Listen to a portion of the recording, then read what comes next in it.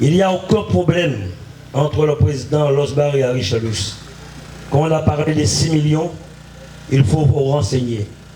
Ce sont des choses de 2013 à 2016 où la taxe sur le carburant devait être redistribuée aux agglos, aux communes. Mais ceux qui étaient là avant nous n'ont pas jugé nécessaire de le redistribuer parce qu'ils avaient réclamé un plan de déplacement urbain pour pouvoir payer pendant cela.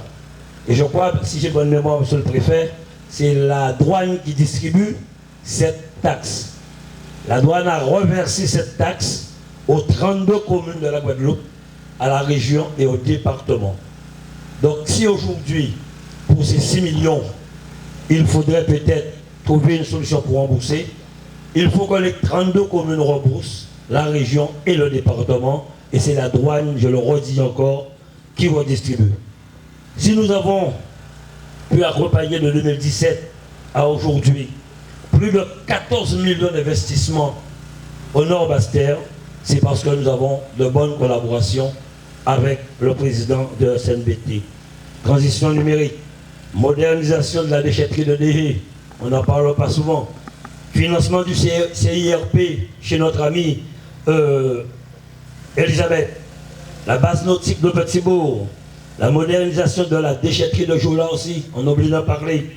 Le FEADER pour 8 opérations. Acquisition de composteurs, bornes d'apport volontaire. C'est plus de 9,5 millions d'investissements sur des projets du Nord-Basse-Terre. Ces équipements représentent bien plus qu'un simple lieu de collecte des déchets.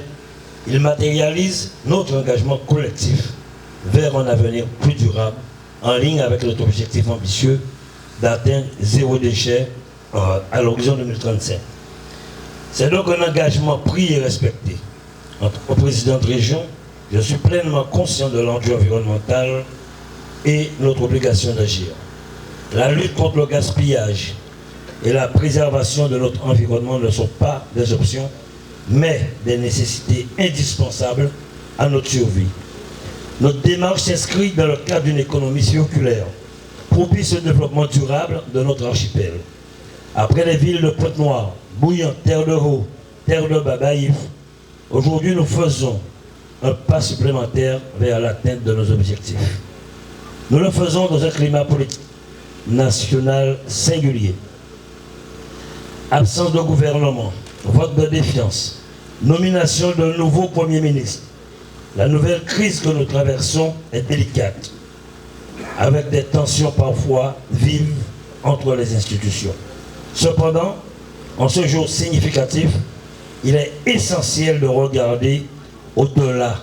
Nous devons nous concentrer sur l'essentiel et distinguer ce qui est véritablement important pour nos concitoyens. Le développement de notre territoire, l'amélioration de la qualité des services publics, de l'eau, de la valorisation des déchets et des modes de déplacement. Sortir de l'urgence, mettre fin à la précarité, rétablir l'épanouissement des Guadeloupéens doivent rester nos priorités absolues. Pour le reste, il faut peut-être laisser le temps au temps. Il sera notre meilleur allié.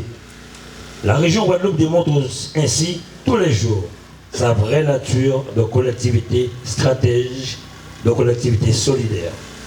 Nous accompagnons les Guadeloupéens, quelle que soit leur commune de résidence, peu importe la sensibilité politique des majorités municipales.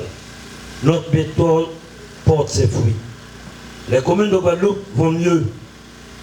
Les derniers éléments relevés par la Chambre générale des comptes en attestent. Et nous sommes fiers d'y avoir contribué. Nos engagements, nos valeurs font ce que nous sommes. Notre responsabilité est d'agir avec conscience en ayant constamment l'unique souci de défendre l'intérêt de la population. Avec l'humilité sereine des femmes et des hommes libres, sans allégeance ni soumission. Sans soumission peut-être toujours au plus près des Guadeloupéens. Prenons exemple sur ce qui se passe à Mayotte, où la situation est alarmante. Nous devons anticiper ces crises écologiques, économiques et sociétales en comptant d'abord sur nous-mêmes et nos propres ressources. L'heure de nous-mêmes n'est plus une utopie, mais c'est devenu une injonction. En inaugurant cette déchetterie, nous réaffirmons notre intention d'investir dans la compétence locale, celle de nos talents, de nos entreprises et de nos ressources humaines. C'est un défi que nous relevons grâce à nos talents locaux. L'écologie, l'économie circulaire et le développement durable ne sont pas des sujets attribués à tel ou tel acteur. Il appartient à nous tous. J'invite donc chacun à prendre ses responsabilités et à s'engager dans cette direction. Nous ne saurons réussir autrement. Cette déchetterie n'est qu'un maillon de la chaîne vertueuse que nous composons ensemble. Chaque déchetterie que nous ouvrons contribue aussi à éduquer nos concitoyens sur les bonnes pratiques de tri et de réduction des déchets.